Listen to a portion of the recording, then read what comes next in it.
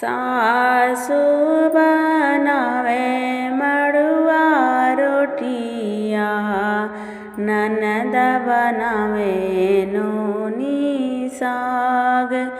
एक हुजे रोटिया सासु दिया तू, करती पेटे जेवनार।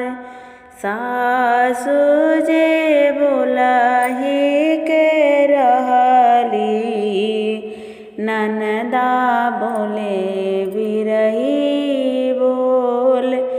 एक हुजे बेटा जाना मावा तू, कर तू पेटे जेवनार,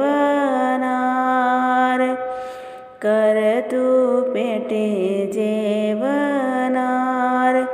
सासु जे साजेली पारतिया, हम देवलिया धैली ठाड़। कवने करन ए जीतिया, मैया परी गैले बजिनी के नाम, परी गैले बजिनी के नाम। सास ससुर सेवा चुकलू, परी गैले बजिनी के नाम।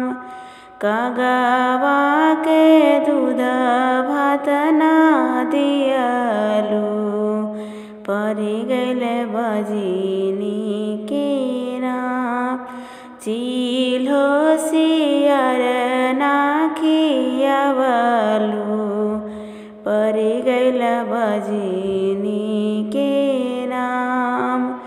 हम तोहसे पूछिला जीतिया, मैया कैसे छुटिया बजिनी के नाम, कैसे छुटिया बजिनी के नाम।